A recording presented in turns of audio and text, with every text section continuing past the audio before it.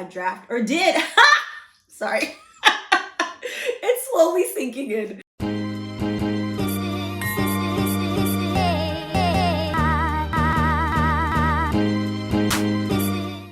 Welcome back to Wine and Chill and to my student loan payoff update. So, starting next year, these will come out the first week of the month as they used to. At this point, I'm just trying to survive the potpourri that is continuing to go on, particularly in New York. Anywho, so before we get into the surprise, which is really in the title, and if you watched my live last week, I announced that I have left my legal career and I put on Instagram, so you should go follow me at Wine and Chill. The posts are lacking, but the stories are pretty much every other day. A little shameless promo for myself. But first, let's go into my student loan payoff update. So every month I do a retroactive. So this will be what I paid in November. And my starting student loan balance was $304,680.17, which is inclusive of $75,000 of trifling interest. I think I'm just going to start saying that so that way everybody who hasn't checked their interest can check their interest. Because, child, I didn't check mine for many years. And yeah, that's why it ballooned to that. So the amount paid in November was $3,530, a smidge lower as it has been seen in like the last couple months, playing for holidays, playing for holiday travel.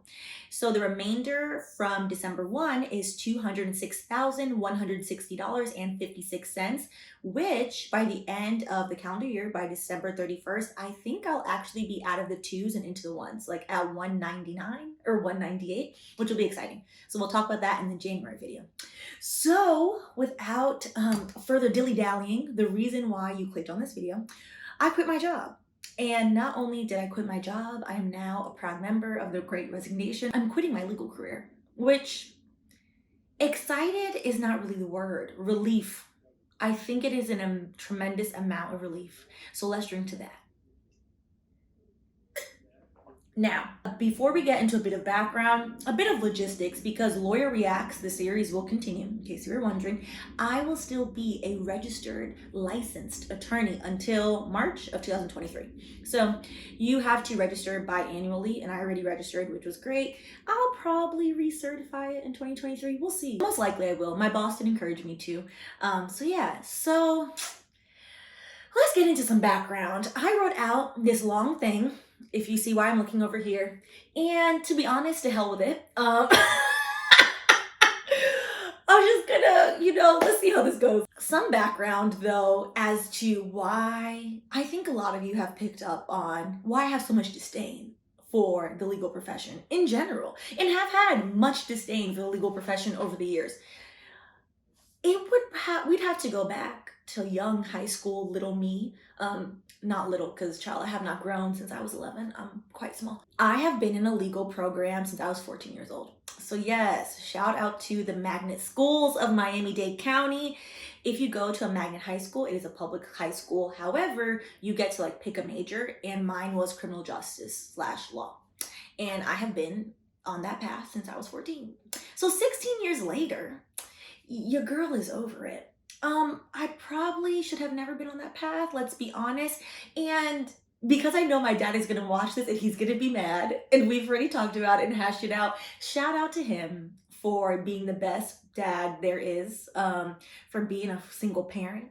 Hey, shout out to the single dads out there for doing the damn thing. And I think he made the best choice that was presented to him at the time, being a parent. And particularly being an immigrant was, hey, I came to this country, I want my kids to succeed. I don't want my kids, my dad is a truck driver, to do manual labor. That was his thing. He wanted, and he very much was bought into the corporate dream. And sold me at 14 years old, said corporate dream. And that's all right. I'm not mad about it. However, I would say if you have caught this video before you have turned into a full-on adult, do what you want to do. If I could go back, free yourself, particularly the children of immigrants, free yourself from the burden that is your parents trying to steer you into what they know is the safe thing because they're a bit afraid. The American dream that was sold to them is not real. But yeah, I'm just going to put that out there. How I've been on this path for so long. So yes, when I was in college, I already knew I was going to law school. And yeah, then I went to law school, and law school is a terrifying, traumatic ass experience. However, I did well. I did okay. I would say well is like if you're top 10% of your class. I was top half of my class. I did well, A's and B's. I liked it. However, what I started to realize, I interned every year. Law school is generally 3 years. You can do a part-time program. Some schools allow for 4 years. But generally speaking, most people do 3 years, called 1L, 2L, 3L. I interned every year after 1L year. 1L year, you don't know anything. So once you finish the 1L year, 1L summer, they'll let you intern. And my first internship was at Bad Boy. So all the way from Bad Boy in music to tech, I interned at Rent the Runway while I was studying for the bar. It was a lot. I realized a little bit while I was interning, like, looking at these agreements is not giving me joy that Marie Kondo was talking about, but I don't dislike it at that point. I loved the people interaction. I loved explaining concepts to people. That part I liked. So I was like, okay, whatever. I didn't have like any feelings about future lawyerdom. When I became a lawyer, however, I had a lot of feelings. And those feelings were over the years, oh, this is very siloed. So for context, for those of you that don't know, I'm a corporate attorney. I used to work in entertainment. I work in tech. So my corporate attorney means I'm a transactional lawyer. I draft contracts all day. That's what I do. I draft, or did. Sorry. It's slowly sinking in. I drafted and negotiated contracts all day, mostly as tech software agreements. So yeah, that's the bulk of my work. I would say a good 80% of it. And then depending on what company I worked at the smaller startups, I then assumed other areas of law as well. So employment law, so advising HR was a big thing at some of the companies I worked at. Privacy law, a lot of IP work, etc. Yeah, it didn't really jive well with my personality. If maybe you've realized, most lawyers don't really fit this. So I've always stuck out. And I'm not even just talking about the microaggressions, the macroaggressions, being the one Black person in the room all the time. I mean, just the work, the labor, okay, let's just be on the computer all day, every day, me and the computer, me and the computer. It was a lot. And to be honest, it wasn't conducive to like the things that I was interested in, but that was the dream. I was sold, like, hey, I'm in this cushy office. Okay, I had an office once. All the other times, open floor plan, it's the 21st century. But I'm in this cushy office area. Everything is nice. We're getting coffee. They're getting breakfast. We get free lunch. This is great. And we are doing the same redundant shit all day. And I grew to hate it over many years. It wasn't working. And I realized that work, exciting about work, had nothing to do with my job. For example, I've led most of the ERGs at the companies I've worked at, which are employee resource groups, which help provide safe spaces, but also like make companies more equitable and push companies to be more equitable and inclusive. The key word there is push. And that I used to love doing at work. So it dropped this idea in my head, like, okay, one day I can quit my legal career and I'll do something else, something more people focused. I think that's for me. The thing that stood in my way once I realized, this is not for me, is my student loans.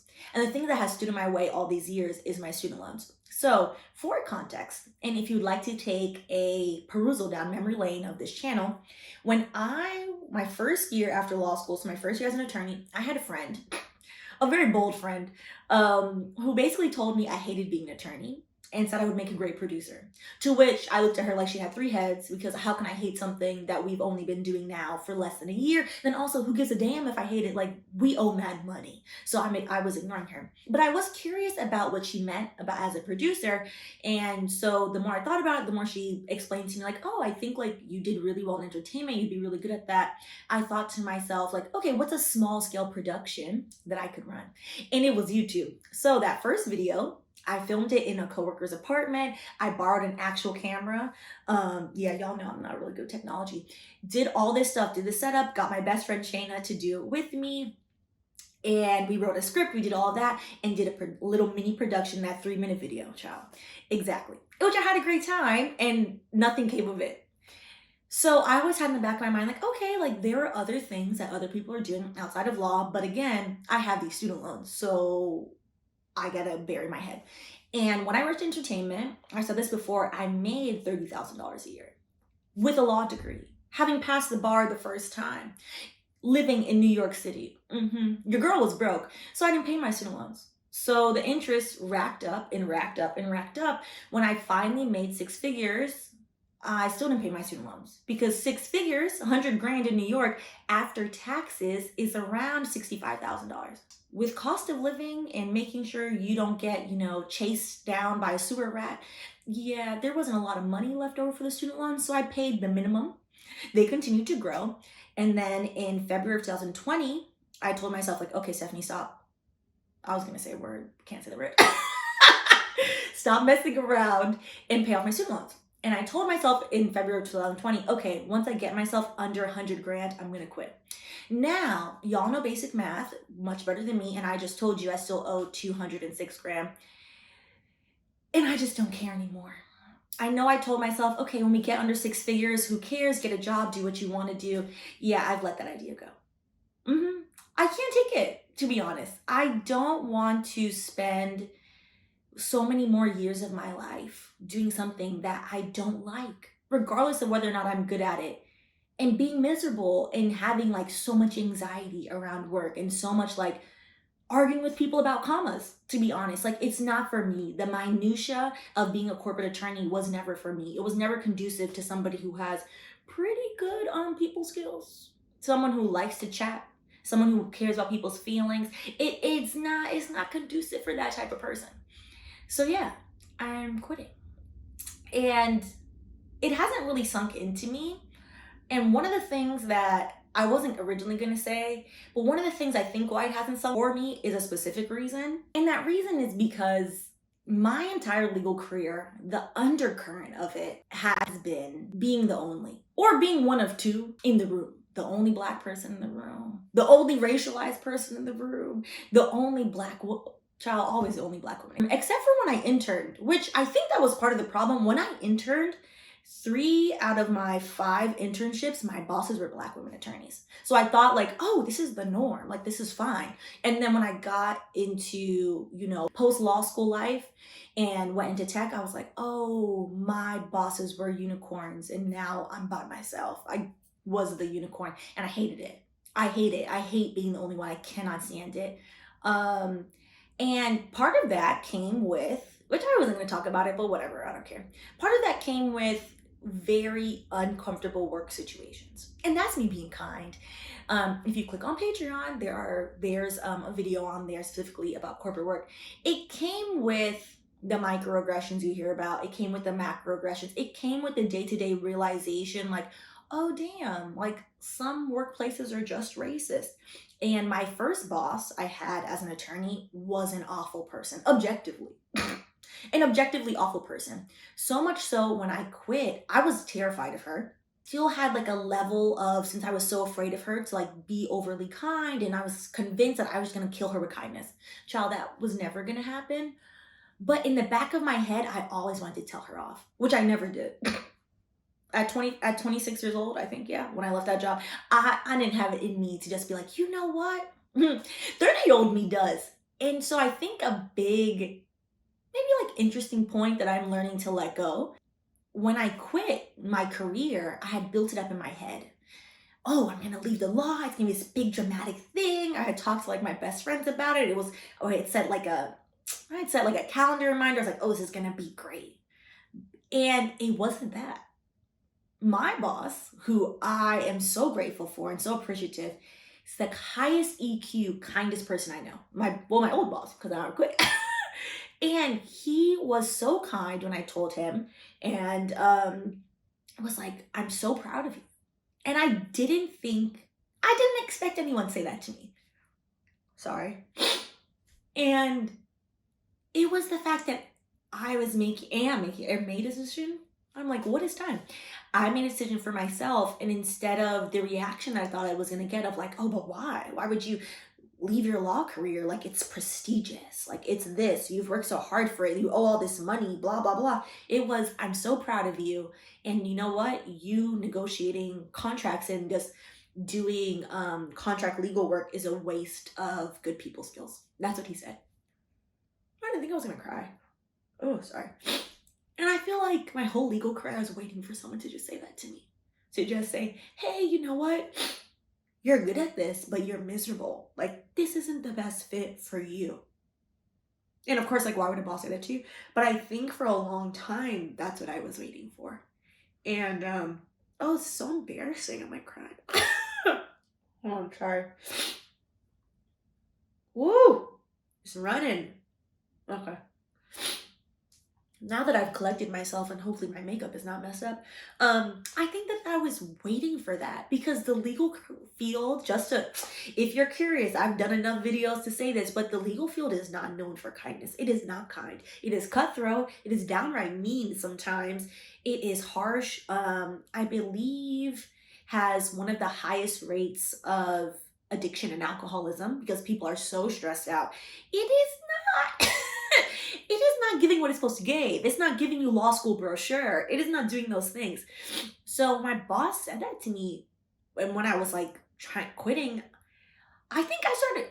I think when I hung up with him, like 'cause we were on Zoom, I think I started crying because I was just so relieved, but also it felt so nice to be appreciated, and that was nice. So now, whew, I'm done crying. I'm done. So now I am not leaving my legal career the way I thought it was, which is like in a blaze of fire, fussing everyone out. And instead, I'm leaving it feeling the way that, to be honest, I've wanted to feel for since the beginning, which was appreciated and acknowledged. And it's made me, I would say, like, past career realize like you're not your job, which I've been struggling with personally for such a long time. Like, okay, if I quit my job being an attorney and I've been in on a legal path since I was 14, well, who the hell am I? Who the hell am I if I'm not the 15-year-old who says like, yeah, I'm going to law school? Or if I'm not the college kid that says, oh yeah, I applied to law school. Or if I'm not the 21-year-old like, oh yeah, I'm in law school. Or if I'm not the 27-year-old like, oh yeah, I'm a lawyer.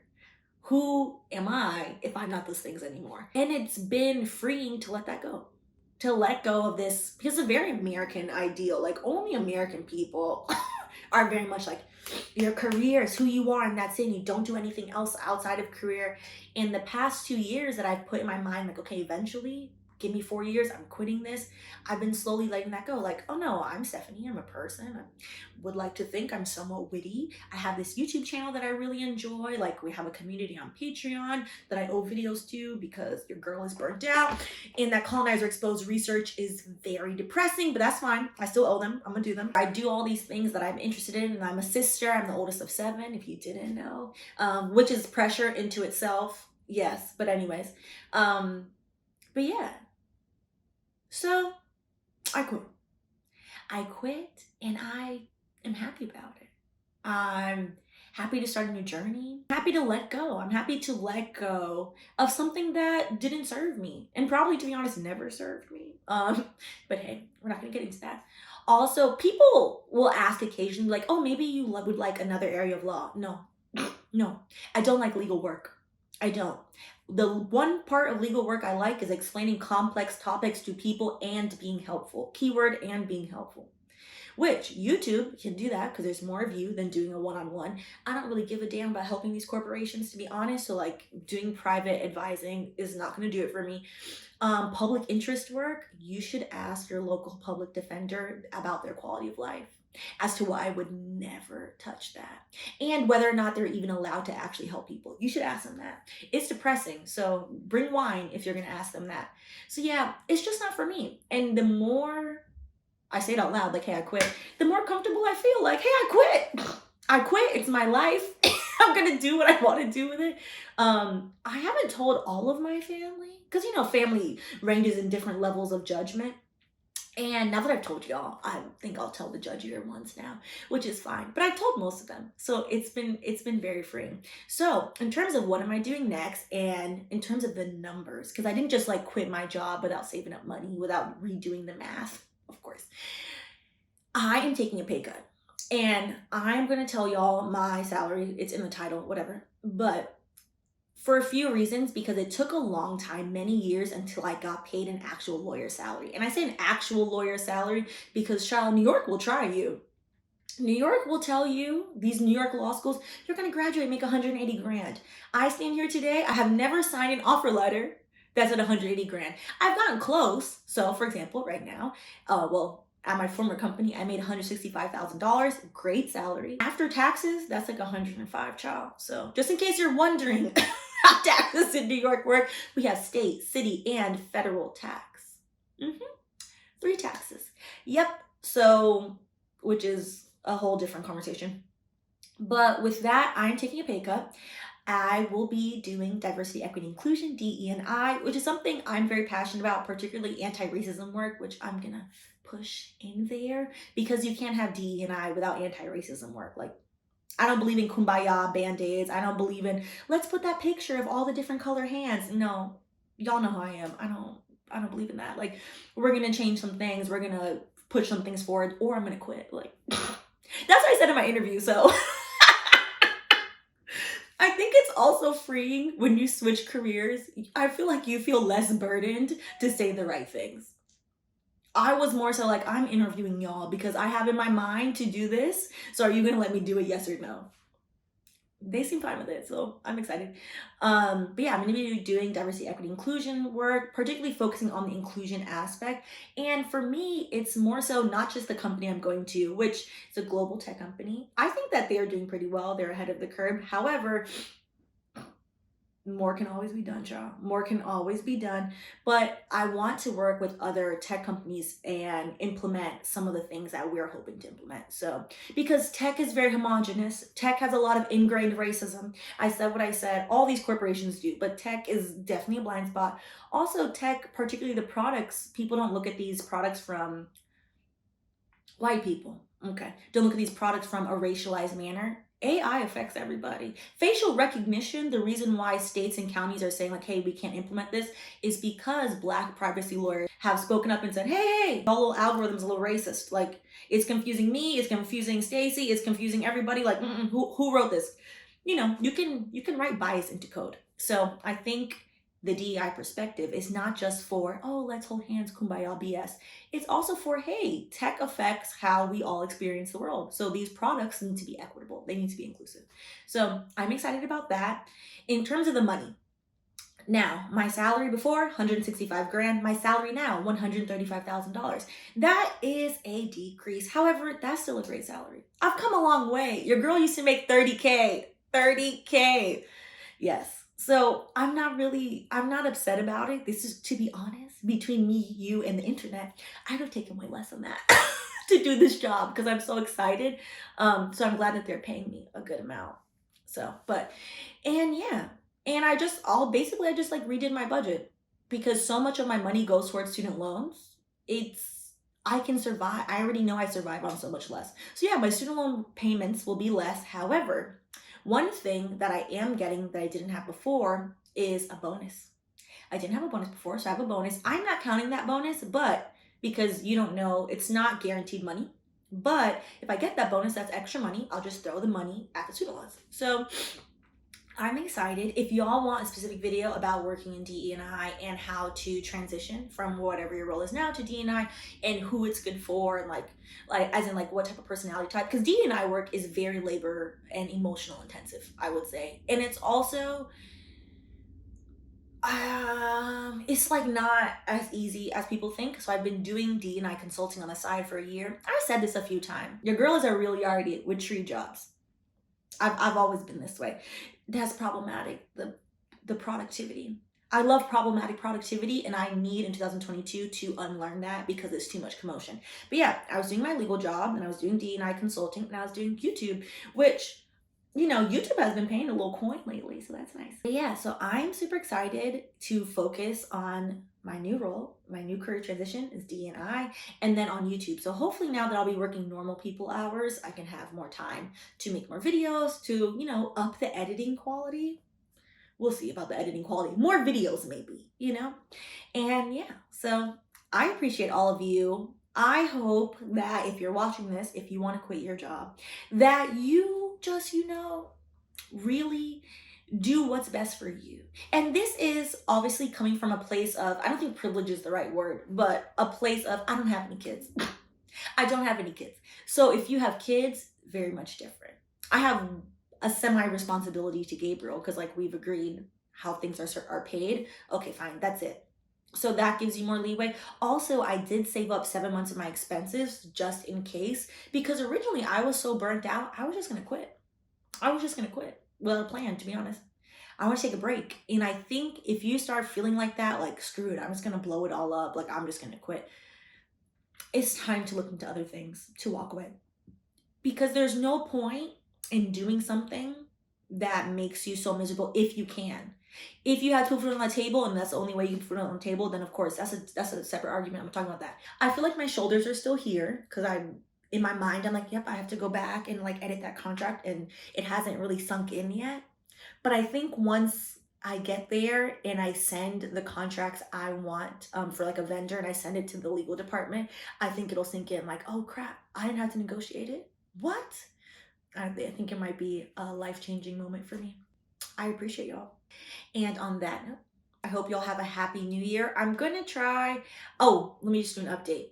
So we were gonna do a live this week, as in the 23rd of December, and then a live on the 30th. We're not gonna do a live on the 30th because I need to learn how to sit still and to go to sleep, which is something I'm not very good at.